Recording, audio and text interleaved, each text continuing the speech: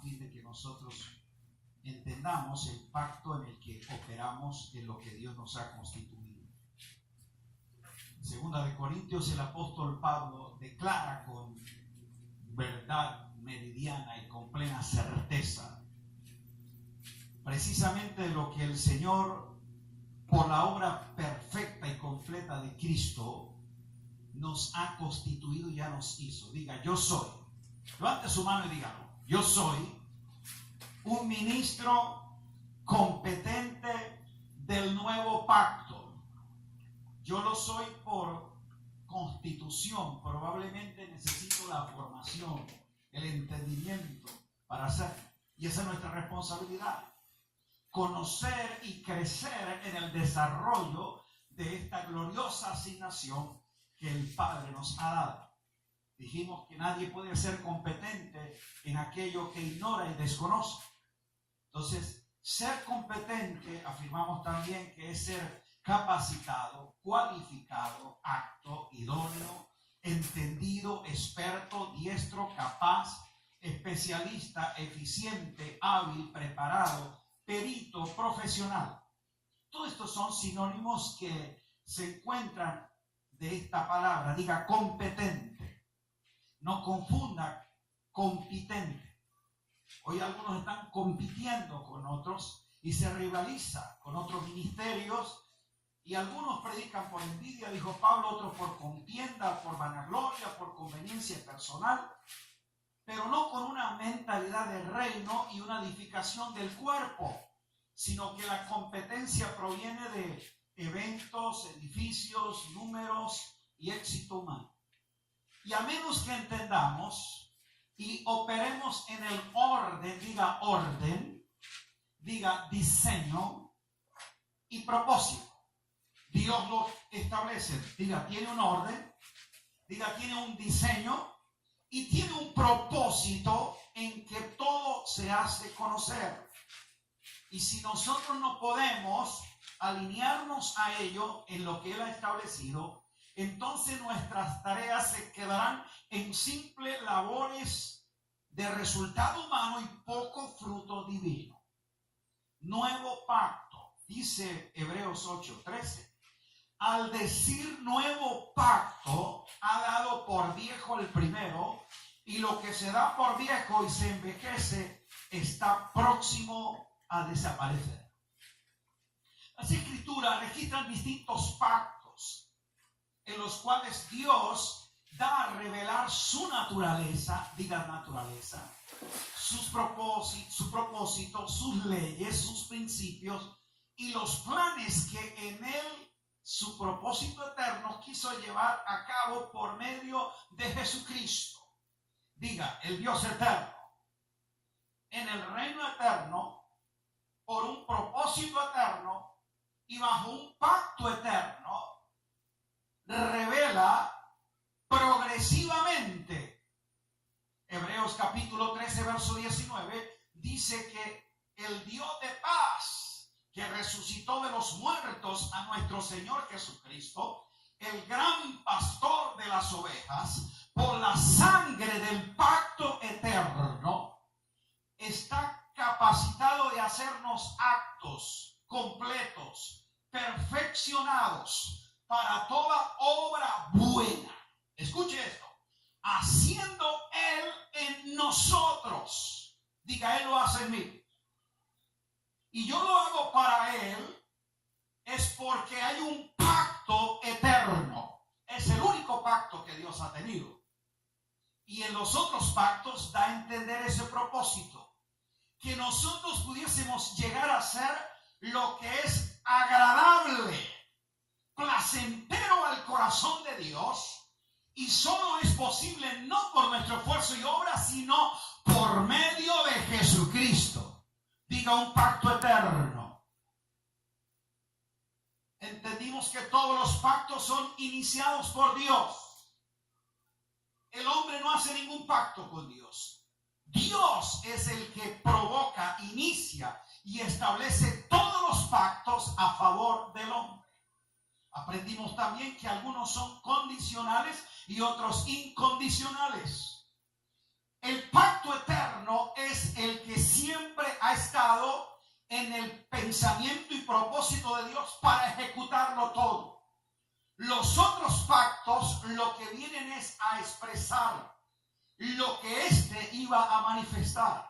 El primer pacto, el pacto edénico, hecho con el hombre en su estado de inocencia. Génesis 1, del versículo 1 al 17, establece ese principio. Luego el pacto adámico es el que establece Dios con Adán fuera del huerto. El primero es en el huerto, el otro es fuera del huerto. Génesis 3, versículo 17 al 21. Luego el pacto noético es el pacto que Dios hace con Noé después del diluvio. Génesis 9, 1 al 17. El pacto abrahámico, el que establece él con Abraham y su descendencia para traer un pueblo nacido de la simiente suya, y no era el Israel político, sino el Israel de Dios, que describe Pablo en Gálatas capítulo 6, verso 16. O sea, la nación de que estaba hablando no era ese Israel político, sino el Israel espiritual, del cual la simiente que es Cristo somos todos nosotros. Viene el pacto mosaico que establece Dios con Israel en el Sinaí. Está en el libro de Éxodo explicado. El pacto davídico, el que establece Dios incondicionalmente con David como figura de un principio de gobierno a través de alguien que anticipa que en eso habría quien tendría en el trono siempre una descendencia. Por eso se le llama a Jesús el Hijo de David. Y esta es una sombra de lo que es presencia de reino en el antiguo pacto. Y luego viene el nuevo pacto, que es el que Jesús establece y afirma por medio de su muerte y resurrección. El nuevo pacto en esencia es el pacto eterno expresado en tiempo y espacio en la obra perfecta de Cristo Jesús. Estos pactos encierran uno solo, diga, el pacto eterno. Ahora bien, el escritor de los Hebreos dice que Jesús es el fiador de un mejor pacto. Diga, un mejor pacto. Si es un mejor pacto, nos trae lo mejor. Aprendimos también que esta es una palabra clave e indicadora en la epístola de los Hebreos. Se menciona 13 veces. Establece que este pacto encierra lo mejor. Diga, mejores cosas. Hebreos 6:9. Mejor esperanza, Hebreos 7:19. Mejor pacto, Hebreos 7:22. Mejor ministerio, Hebreos 8:6. Mejores promesas, Hebreos 8:6. Mejor sacrificio, Hebreos 9:23. Y mejor herencia, diga herencia, Hebreos 10:34. Diga, todo es mejor. Vamos, decláralo con fe, diga, todo es mejor. Siempre ese pacto te introduce a lo mejor y a lo mayor en Cristo Jesús. Cuando Él establece que en ese pacto hay un garante, un fiador es alguien cuyo nombre, recursos y bienes los pone para garantizar el pago de la deuda de otro. Esa deuda tú y yo no la podíamos pagar.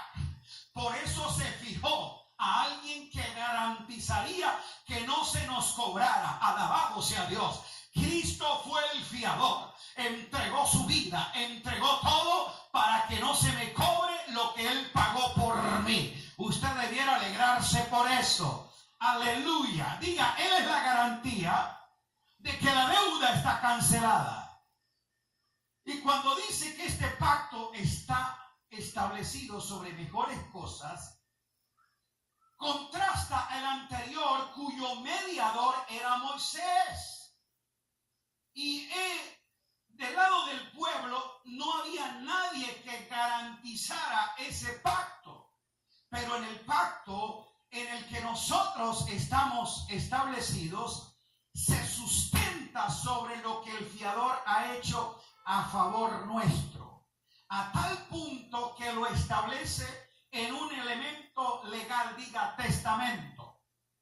Y en el testamento es donde se fija las disposiciones de quien quiere otorgar un legado, una herencia. Un testamento registra los beneficios que han de recibir los que heredan. Diga, por eso hay mejor herencia. En ese pacto no se camina esperando que una promesa se cumpla, sino creyendo que una herencia yo tengo. Y la herencia es para los hijos. Y los que son hijos dicen amén. Diga amén. Por eso yo ya no camino esperando una promesa, sino disfrutando una herencia. Cuando habla la idea de mejor, está mostrando una abrumadora, un superlativo que muestra precisamente la efectividad y superioridad de ese pacto. Pero también dice que en ese nuevo pacto se establece un nuevo sacerdocio. Vamos, diga sacerdocio. Hebreos capítulo 5, versículo 5 al 6. Si usted mira allí, va a entender en el contexto cómo el escritor de la epístola a los Hebreos, luego de venir declarándole las profundidades de la palabra y de afirmar, mostrándoles la grandeza y la superioridad de Jesucristo sobre los profetas, sobre los ángeles, sobre Moisés, sobre el reposo de Josué y todo lo demás, dice, este Jesucristo es superior también en cuanto a un orden sacerdotal y al contraste el de Aarón y el de Melquisedec.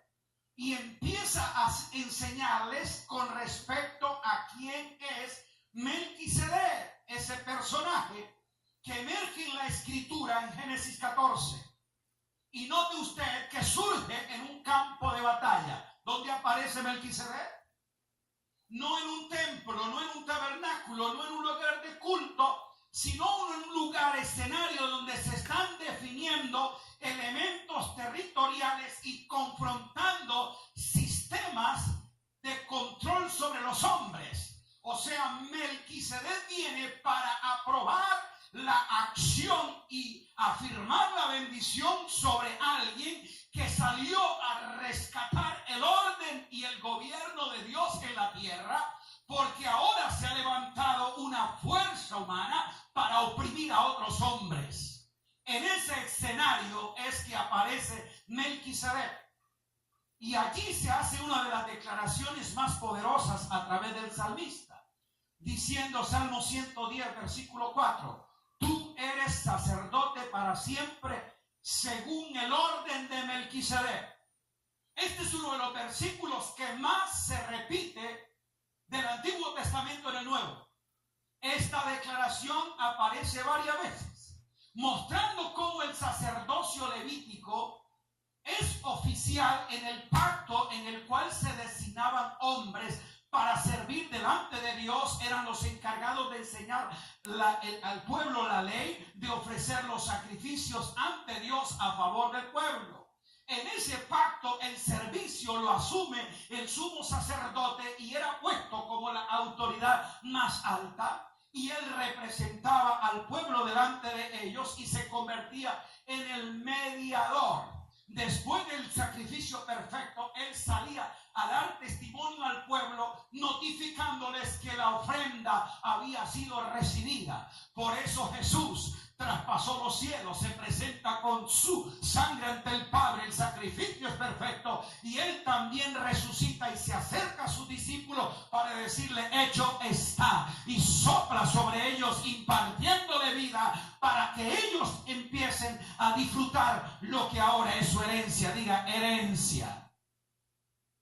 De estos dos sacerdocios, Jesucristo no opera según el orden de Leví ni de Aarón. Ahora yo quiero que me acompañe a este recorrido de Hebreos 7 para mirar cómo el escritor de la epístola empieza a desarrollar de manera magistral acerca de Melquisedec. De lo que hay poca referencia, él toma ese espacio. Él había comenzado a trabajar en Hebreos 2:17 a Jesús como nuestro sumo sacerdote según el orden de Melquisedec. En Hebreos 5:10 él tuvo que pasar un tiempo advirtiendo a estos creyentes que estaban atrasados en cuanto al conocimiento, y él estaba detenido porque estos desalentados cristianos, confundidos por alguna influencia judaizante, tenía el peligro de no continuar y progresar en el desarrollo de la fe que habían abrazado. Y ellos estaban interesados entonces ahora en poder entender cómo Jesús puede ser sumo sacerdote si no tiene un orden sacerdotal. Y por eso el escritor a los hebreos entonces viene a decirles es que él no procede de una tribu de Leví o de los lomos de Aarón. Él fue constituido según un orden diferente para eliminar esos problemas intelectuales y tradicionales que estos creyentes tienen con respecto al sacerdocio legítimo de Jesús. El escritor a los hebreos empieza a declararles a ellos asuntos muy importantes. Versículo 1 en adelante, usted note que dice que este Melquisedec anuncia, verso 1 y 2, dos cosas. Primero, que es que entonces aquí habla de una prioridad. Note que en el versículo 1 y 2 menciona 4 veces que Melquisedec es rey y una que es sacerdote. En deducción, ¿cuál es el oficio primario de Melquisedec? ¿Ser un rey o ser un sacerdote? Él recupera el orden original de Dios para el hombre. Dios constituye al hombre en el reino para que sea un rey que represente su gloria en la tierra, y a través de esa expresión de vida sea el que le dé el culto, porque el culto no era algo que se hacía, sino algo que se expresaba. Ese rey puesto en su forma de vida era que daba gloria y alabanza a Dios. Por eso fuimos constituidos para alabanza de su gloria, pero no por las canciones que entonamos, sino por la mentalidad y función que ejercemos de vida en Cristo Jesús. Diga rey. Ok. Note usted que este rey dice que es sacerdote del Dios Altísimo. Y con esta declaración del Elión está mostrando la magnificencia del Dios al que este sacerdote representa. Diga, la grandeza de mi Dios define mi sacerdocio. Porque en la antigüedad cualquier sacerdocio era evaluado de acuerdo al estatus de la deidad a la cual servía. Y significa que Melquisedec opera declarando que es sacerdote del ¿qué? Del Dios Altísimo. Diga, yo también. O sea, yo represento al Dios que es superior a todos. Cuando Abraham recibe esta declaración, dice que Melquisedec le bendijo. La bendición está en la revelación, lo que él declara sobre Abraham. Note que no lo bendijo un asunto de que le entregó algo, sino que le declaró algo. Bendito sea Abraham del Dios Altísimo, y le imparte declarándole dos elementos simbólicos, el pan y el vino, que anticipan del nuevo pacto. ¿Cuáles son los símbolos que Jesús utilizó para hablar del pan y el vino? Diga, de su nuevo pacto. ¿Qué fue lo que usó? Eso es lo que Abraham recibe de Melquisedec, el conocimiento, la anticipación de aquello que era simbólico, pero que vendría a ser realidad y sustancia. ¿Lo entendemos? Ahora bien, la bendición no está en las cosas que tú obtienes, sino en las verdades que tú crees. Por eso el tesoro más grande es la revelación, el conocimiento. Los inescrutables riquezas de la sabiduría de Dios son los que te dan el poder de alta productividad. ¿Cómo Abraham a esa revelación. Y aquí es donde nosotros nos corchamos. Porque decimos que somos del orden de Melquisedec, pero ofrendamos como Aarón. ¿Qué le dio? Dice, le dio los diezmos de todo. Entonces el que le dice, no es que tú eres ni Melquisedec, pero solo de palabra no entiende. ¿Alguien dijo amén? Porque los diezmos no se dan por temor o por esperar recompensa. Los diezmos se dan por honra y reconocimiento. Y los diezmos no tienen que ver con una cantidad, sino con una actitud. ¿Aló? Y se responde basado en eso. Ese nombre significa Rey de paz, Rey de justicia, Rey de Salem. Diga Rey. Y el orden en que se declara es sutil, pero a la vez importante. Diga primeramente. Cuyo nombre significa primeramente. ¿Qué es la definición de Melquisedec? Que es un rey de ¿qué?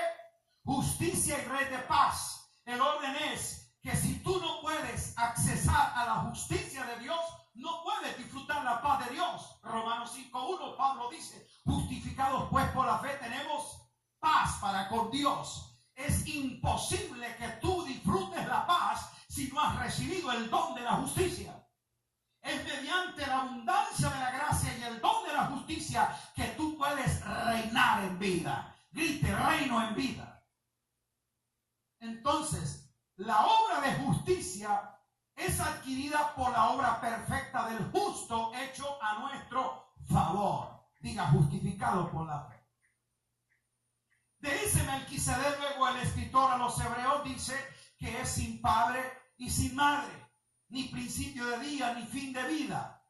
Entonces no se dice nada acerca de lo que es la familia natural de Melquisedec, dando a entender de que hay un misterio, de que tiene una procedencia no identificable en el terreno humano, en el terreno natural, en el terreno terrenal.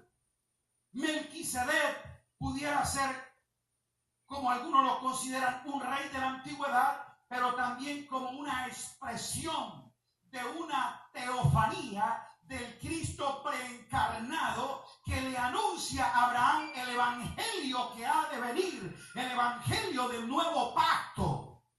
En ese evangelio Abraham tuvo destellos de las figuras proféticas. Por eso el escritor dice que Abraham, lo registra en labios mismos de Jesús, vio mi día y se gozó. O sea, Abraham tuvo anticipos, no solo del día del Señor, sino también de la obra del Señor, cuando él pudo ver la ciudad que el Señor ya construyó. Diga aleluya. Ahora bien, significa entonces que Melquisedec tiene una, diga, trascendencia. Y dice que es hecho semejante, escuche esta palabra que dice hebreo, al Hijo de Dios. Melquisedec fue establecido semejante al Hijo de Dios. Y lo que el escritor de Hebreo dice no es que en realidad Jesús tenga un tipo de sacerdocio como el de Melquisedec. Al contrario, Melquisedec tuvo un sacerdocio que era un antitipo de lo que sería el sacerdocio superior de Cristo. En otras palabras, no es que Jesús imita el ministerio sacerdotal de Melquisedec. Melquisedec anticipa en una sombra del viejo pacto el sacerdocio completo y mayor de Cristo Jesús. ¿Lo está entendiendo? Diga, hecho semejante. En otras palabras, hay una copia. Dios diseña una figura para que en el antiguo pacto se muestre el sacerdocio del nuevo. Diga, reyes y sacerdotes. En esa semblanza es como si el Padre dijera, estoy deseoso que se manifieste la realidad. Tengo que poner figuras, sombras, para que en este tiempo se conozca. Había el deseo del Padre de dar a conocer el plan perfecto que, diría yo, en forma simbólica, habla en el antiguo pacto de lo que se ha de manifestar. Pero declara el escritor de los Hebreos también de algo grandioso de este sacerdocio. Diga, permanece para siempre. ¿Cómo? Los otros eran por relevo. Se recibían por descendencia y herencia familiar. Pero este dice, este es sacerdote para siempre. Indicando entonces cómo Melquisedec establece a Abraham una superioridad en el sacerdocio. Diga, Melquisedec es mayor que Abraham, porque el mayor es el que bendice al menor, y Melquisedec lo bendijo. Diga, declarándole y dándole. ¿Qué fue lo que le dio Melquisedec a Abraham? Diga, pan y vino.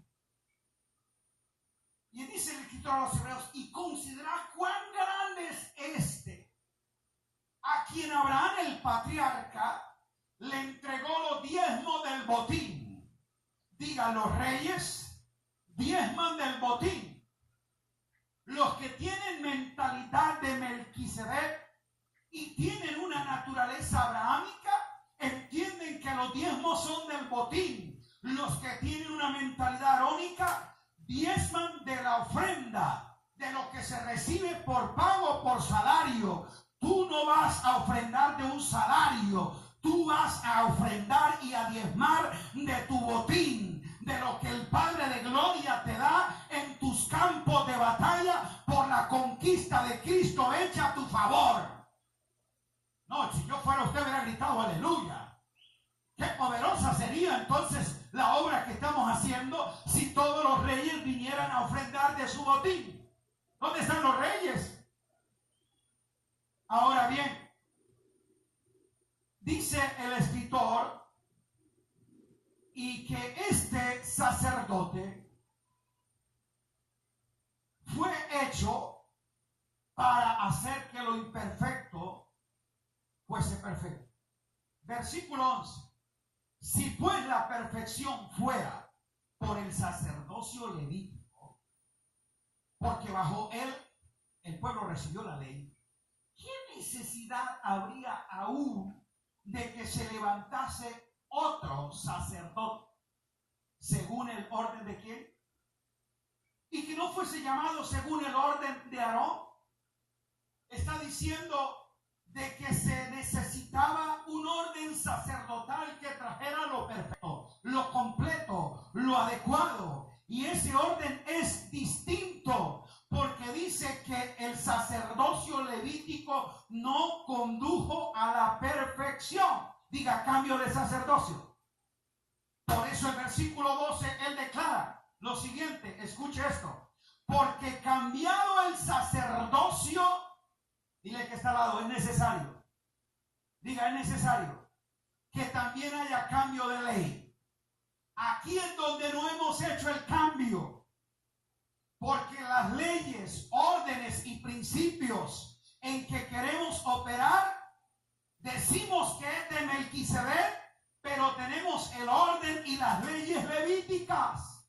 Y el que está al lado hay que hacer el cambio. Y eso cuesta. Ya lo dijo el apóstol Juan, porque a veces enfrentarnos a implementar los cambios nos intimida por los elementos de pérdida. Sí, si tú empiezas a decir, mira, yo fui muy arónico y te enseñé esto, a lo mejor mucha gente que tiene esa misma mentalidad se va a resistir al cambio y dice, yo me voy de aquí. Entonces el pastor dice, no, para que no se vaya mejor no cambie, dejemos la cosa como está. Pastor amado, pídale sabiduría a Dios de cómo va a revelar estas palabras al espíritu de la gente, y los que son del orden van a estar ordenados. Pero no temas que en el reino, aunque aparentemente crea que haya pérdida, redundará en ganancia. Porque con Dios nunca se pierde, con Dios siempre se gana. Y si tú lo haces al orden de Dios, Dios te va a recompensar. Porque Él honra, llena el orden, Dios ordena, Dios llena, Dios bendice lo que guarda y respeta su orden y diseño. Diga, es necesario. Así que esto no es opcional, es necesario. Y si tú no lo ves como un imperativo en edificar según el orden en el que tú eres competente, entonces no vas a poder ver la manifestación de lo que ese orden trae. ¿Lo estamos entendiendo? Voy a avanzar, algunas cosas se saltarán, pero usted pone ahí un correo y con gusto le envío toda la temática.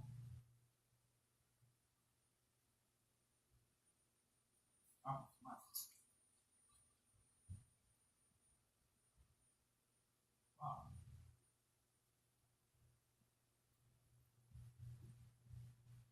Versículo Hebreos 7 dice: tú eres sacerdote para siempre, porque está constituido, me gusta esto, diga, por el poder de una vida indestructible. ¿De una qué? Alabado sea Dios. Diga, el poder de una vida indestructible.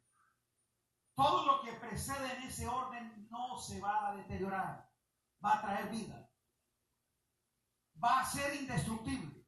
No importa quién se levante contra ti, no te podrá destruir. No importa lo que hagan contra ti, no te podrán destruir, porque tú estás operando en el orden del poder de una vida indestructible. Diga, nadie puede destruir lo que Dios ha establecido.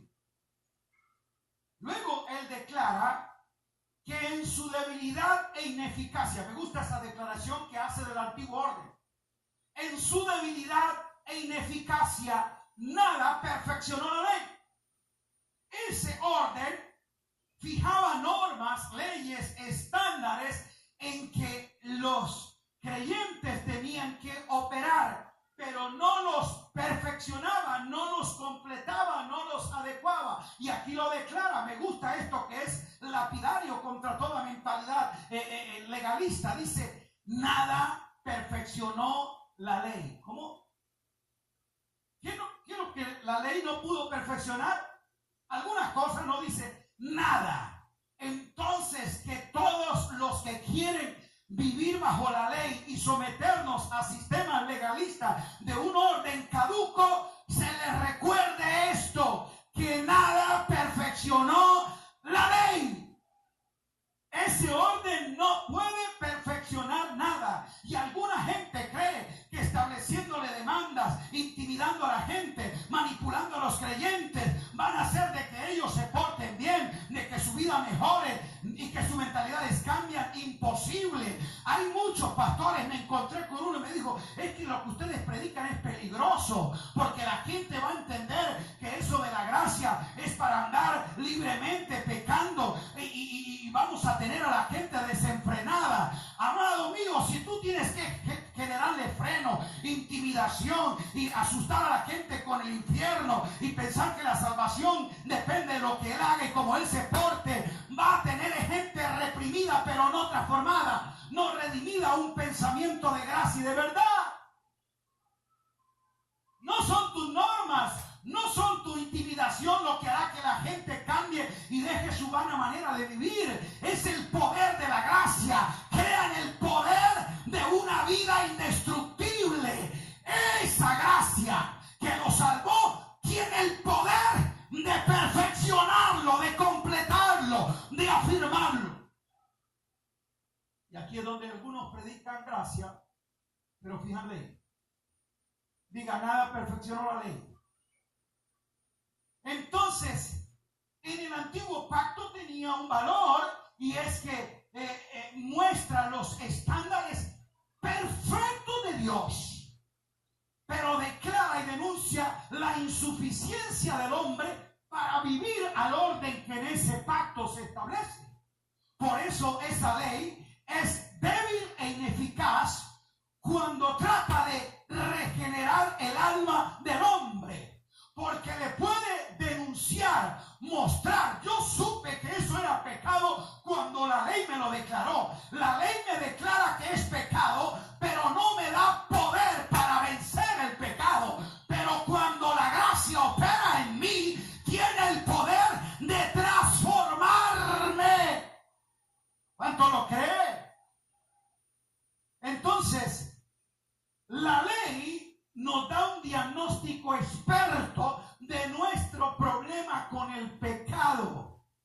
nos dice que los estándares están dados por Dios y a través de esas normas yo no puedo lograr.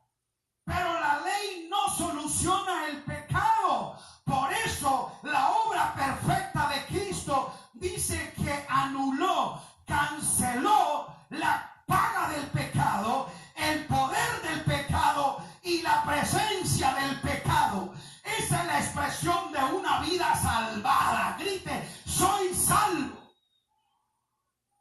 Y aquí tú puedes entender que eres salvo y serás salvo si eres salvo.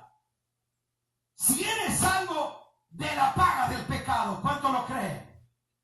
Del poder del pecado y de la presencia del pecado.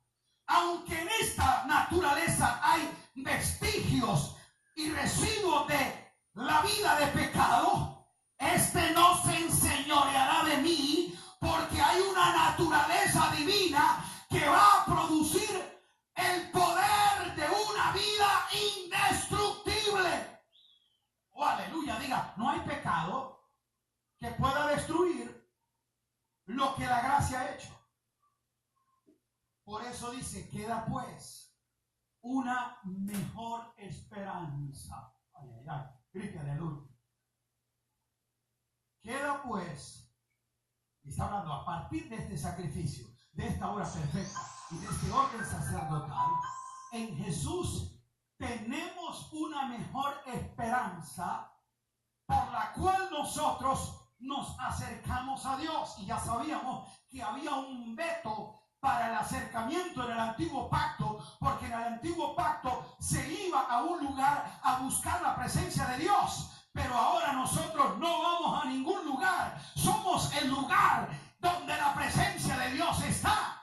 En ese antiguo pacto teníamos que buscar un sacerdote para que fuese mediador delante de Dios nuestro. Pero hoy tenemos uno que es sumo sacerdote y nos ha constituido sacerdotes para tener comunión directa con Dios. Alabado sea Dios.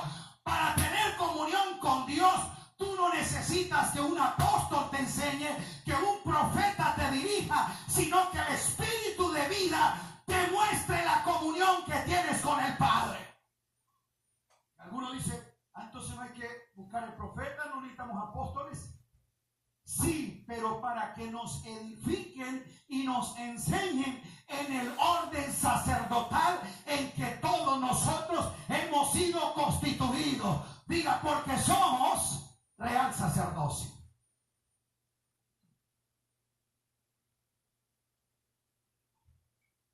Ahora, diga, la ley fue anulada en el sentido de que su ineficacia y su debilidad, entonces ya no es el principio dominante de nuestra vida y no vamos a estar regulados por normas de no hacer, no hacer, no hacer, porque algunos piensan que santidad es eso, no haga esto, no haga aquello, no haga lo otro. No, eso no va a ser la expresión de esa vida.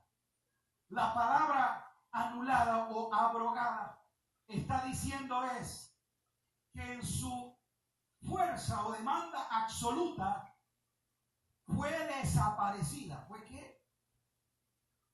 Vamos, dile que está al lado. No haga desaparecer lo que ya desapareció. Desapareció. Entonces, Dios, de la obra y de la forma en que Jesús nos imparte su obra perfecta, ya nosotros no vivimos en una relación legalista con Dios, sino en una comunión de gracia con el Padre. Diga comunión de gracia. Porque a ti te enseñaron que era relación. Lea la Biblia, venga al culto, cante, ore para que tenga una buena relación con Dios. Esa palabra no aparece en el nuevo pacto. ¿Cuál es la palabra que aparece? Diga comunión. ¿Qué es lo que tenemos? Comunión. La relación en dos partes que concertan relacionarse. Y cualquiera puede por cualquier situación romperla. Pero tú cuando tienes comunión es porque tienes una unión común. Y el que se une a Cristo es un espíritu con Él. Tú estás en Cristo y fuera de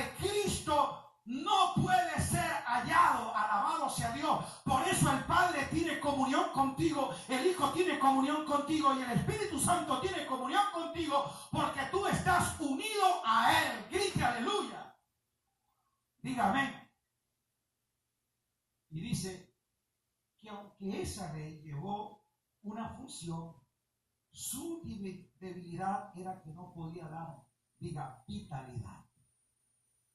Y su ineficacia se debe a que no nos sirve para nada en el sentido de que no nos proporciona el elemento legal de comunión con el que Dios nos ha unido. Ahora bien, el apóstol Pablo llega en Gálatas 3, 19 al 25 a la conclusión de que esa ley venía a ser como un tutor, como un ayo. Pero en hebreo dice que de igual forma el sacerdocio levítico se convertía en lo mismo y ello fue abrogado. En otras palabras, él está diciendo, dejen de pensar en la purificación y el proceso y amen y valoren al purificador que vino a su vida. Dejen de especular sobre la forma del rescate y aprecien y valoren y disfruten al rescatador que vino a tu vida. Porque cuando tú recibiste la gracia, no recibiste una doctrina ni entraste a una dispensación. Fue la impartición de Dios en Cristo a través de ti. Así que disfruta al Dios de toda gracia que te llamó a su gloria eterna por Jesucristo, el cual después de un proceso nos perfecciona. Diga él mismo, me perfecciona, me afirma, me fortalece, me establece. Dele la gloria a él para siempre. Aleluya. Diga, permanece para siempre.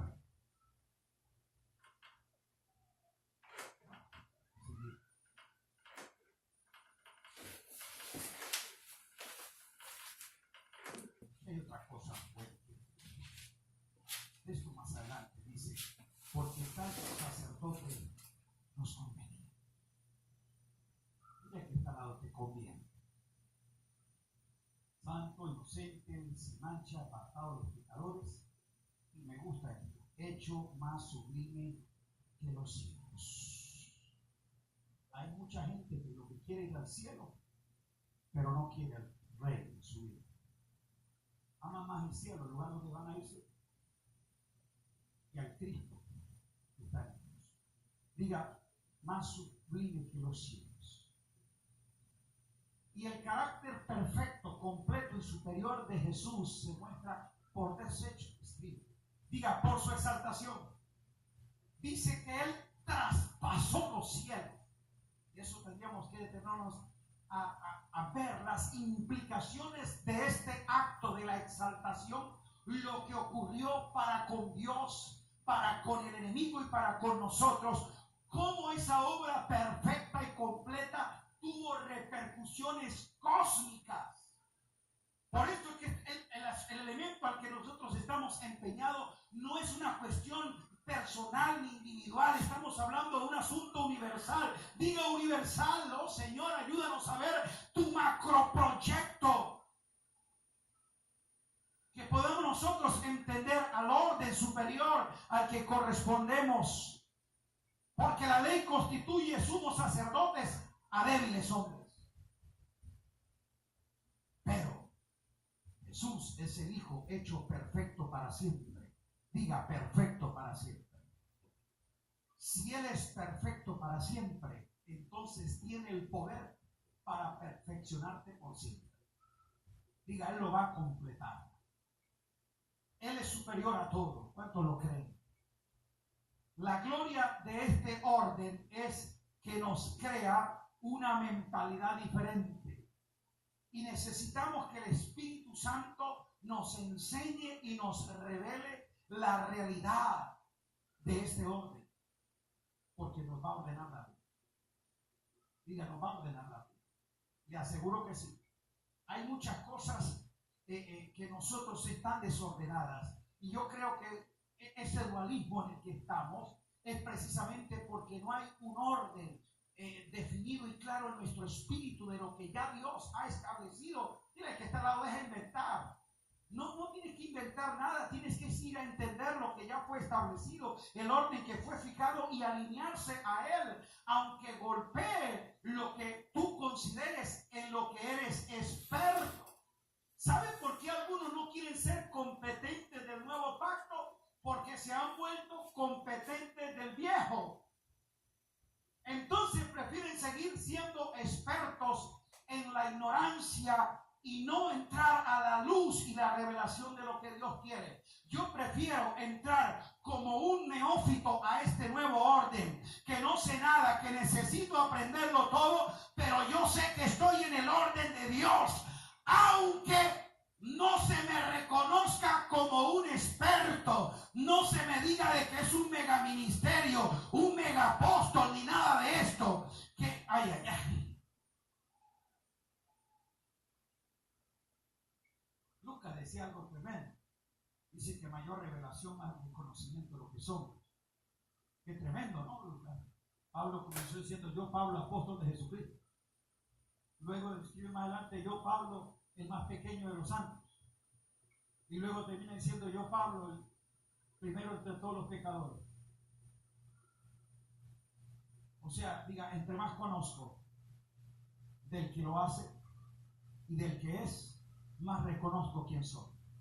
Ese es el problema. Como algunos no reconocen el orden, entonces prefieren ser grandes en el desorden. Pero en el reino, el más pequeño es el mayor entre vosotros.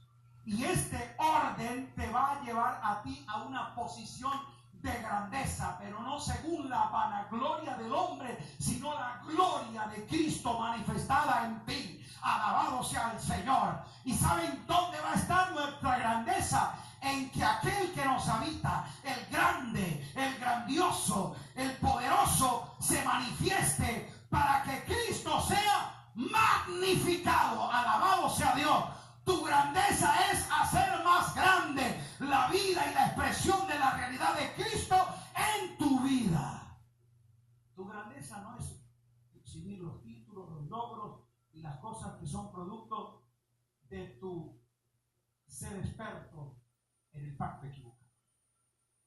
Tu grandeza está en manifestar al Cristo revelado. Y ese es el que te habita. Ahora bien, ¿cuál es nuestro desafío? Ya lo vimos. ¿Cómo vamos nosotros a hacer que esta mente que se revela, que no quiere? ¿Y sabe por qué le cuesta? Porque ella no quiere perder lo que domina, lo que sabe y lo que conoce, para entrar a un proceso de nuevo aprendizaje. Y esta mente precisamente está en el mundo de los sentidos de nuestra alma. Pero me gusta lo que declara Pablo, o el apóstol Pedro. Dice que nuestras almas son purgadas, purificadas, depuradas. Así que el proceso está para el alma, no para el espíritu. En tu espíritu ya tú eres hecho perfecto para siempre. En tu espíritu está la plenitud de Cristo que te habita. De los espíritus hechos perfectos para siempre, dice Hebreos. Tu espíritu no es el problema, así que no combata en tu espíritu. Es en tu alma. Pero Pedro dice una gran verdad: que nuestra alma es perfeccionada, que nuestra alma es purificada, es purgada, es depurada de todas aquellas paradigmas, artimañas y filosofías y pensamientos que ella misma ha alimentado, ha consentido y cree, mediante la obediencia a la verdad. ¿Qué es lo único que hace que tu alma se purifique, que tu alma se perfeccione, que su alma se purgue, que tu mente se renueve? Venir a los congresos, llevarse todos los CDs, leer todos los materiales. No, mediante la obediencia. ¿Cómo? No es conocerlo, es obedecerlo. Algunos lo conocen, pero no están dispuestos a obedecer. obediencia. Porque la obediencia, como a Jesús, le va a costar ruego y lágrimas. Pero él tuvo que aprender la obediencia por ese proceso. ¿Aló? ¿Alguien dirá, entonces Jesús no rebelde? No. Y había momentos en que su alma le ponía en conflicto porque quería salirse del diseño del orden, de la voluntad. Pero él tenía que someter su alma a lo que el propósito de Dios estaba fijado en él. Y basado en lo que Dios había determinado con su vida, él mataba, daba muerte a su alma para decir: la vida del Espíritu se va a desarrollar en mí. La obediencia a la verdad, pero no está hablando de la verdad filosófica, de la realidad vivencial, de lo que es experiencia. No es asunto de conocimiento, sino diga de vivencia. A esa realidad, a esa verdad que Dios te revela. Y alguien dirá, y lo voy a hacer. No, si sale en tu buena gana, en tu buen ánimo, en tus buenas intenciones de cambiar, sepa que cuando tengas el primer ataque y se le vayan los dos primeros diablóconos, usted va a decir: ay, no, esto no está difícil. Pero aquí dice: mediante la obediencia a la verdad por el Espíritu. El único que te puede ayudar a ti y a mí a vivir la realidad de la verdad, a obedecer lo que Dios nos revela, es el mismo Espíritu. Ay, aleluya, que nos lo revela. O sea, mira qué gracia. Él te lo enseña, pero Él mismo te da la fuerza para que lo obedezca. Vamos, dile a tu alma: tienes que obedecer la verdad. ¿Y cuál verdad es la que yo tengo que obedecer? Dígalo duro. La verdad presente, que es la que el Espíritu me va a guiar a la obediencia. Escúcheme bien lo que le voy a decir, no sé si esto le gusta o no. Si tú lo que estás diciendo que Dios te dijo es una verdad bíblica, pero no presente, no te lo digo el Espíritu. ¿No? Sí. Porque no es posible que el Espíritu de verdad que Cristo nos envió para revelarnos a Él nos vuelva a mostrarnos sombra cuando ya tenemos la sustancia. Yo no encuentro contradictorio el Espíritu Santo diciéndome y enseñándome a que haga y practique lo que ya fue desaparecido. ¿Qué es lo que dice? Que al haber un nuevo pacto, todo lo del viejo está pronto a qué? No haga desaparecer lo que ya desapareció. Entonces, ese que te habló no fue el Espíritu Santo, fue tu buen corazón.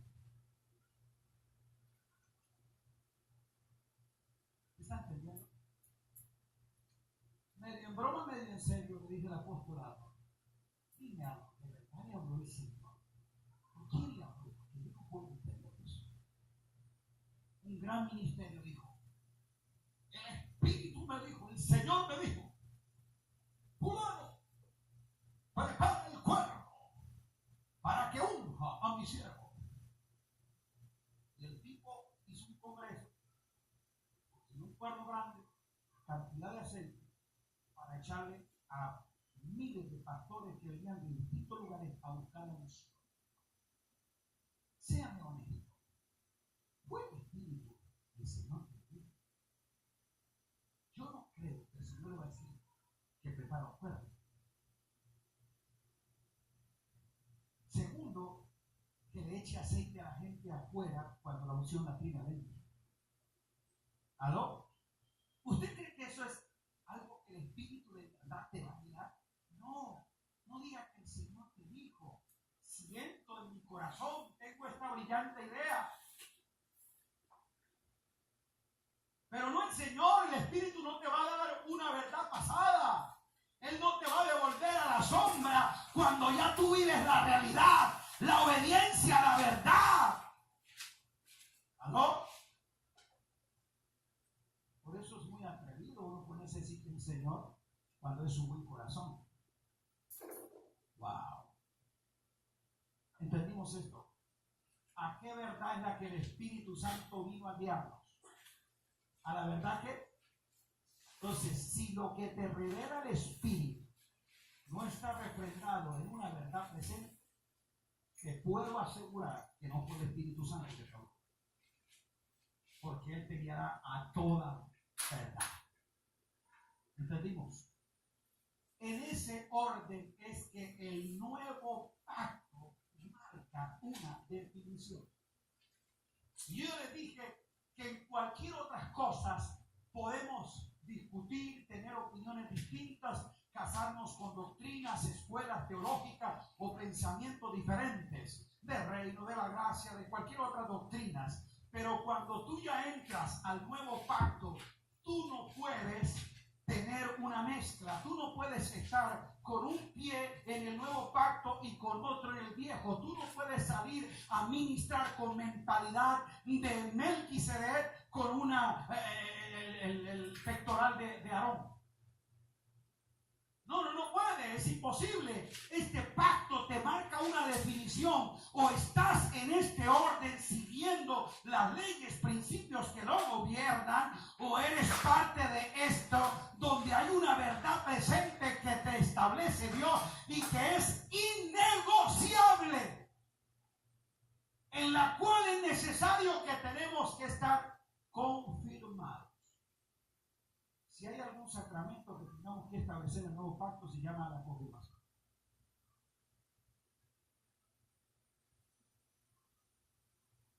Los demás desaparecieron, porque hoy nosotros vivimos la realidad. Diga realidad. Póngase de pie porque algunos ya se pusieron ciegos.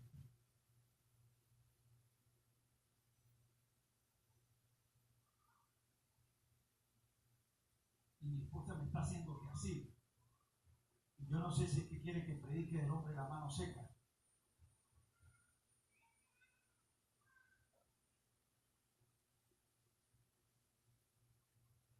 Y luego si dicen de la decapitación que fue en el Bautista, ¿o qué quiere que hable? Por eso es que en el nuevo pacto no se habla por señas. Se dice la realidad. Dígale, se acabó el tiempo y listo. Ok. Qué tremenda tarea tenemos para irnos por esta provocación a examinar.